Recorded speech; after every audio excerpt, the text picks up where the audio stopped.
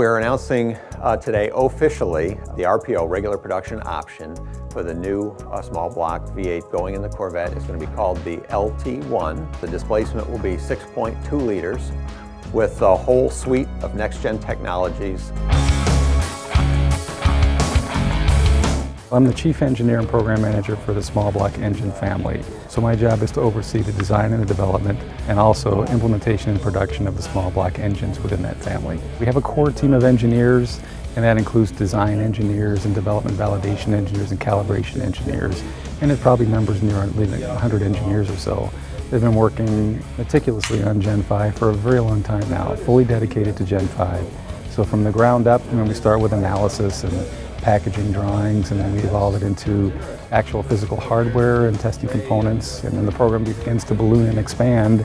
We have more engines, more hardware, engines going into vehicles, doing the calibration work, and it gets to be a pretty large program. I think the hallmark of the Gen 5s really is the new suite of technologies that are applied to it, which are the next-gen technologies, which are DI, continuously variable valve timing for Corvette, as well as the active fuel management or cylinder deactivation technology.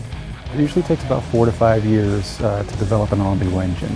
We're at the final stages in finishing the development and the validation and the calibration of the engine. We're in the process now of getting the manufacturing facilities up and running.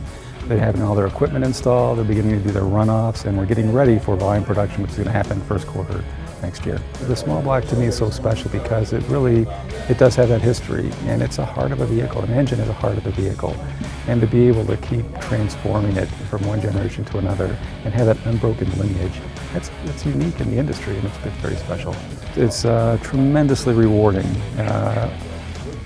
I can speak for myself, I'll also speak for my team. They're very passionate engineers about small block and their jobs, and they love engines. And we've been working on this engine for 5 years in secret.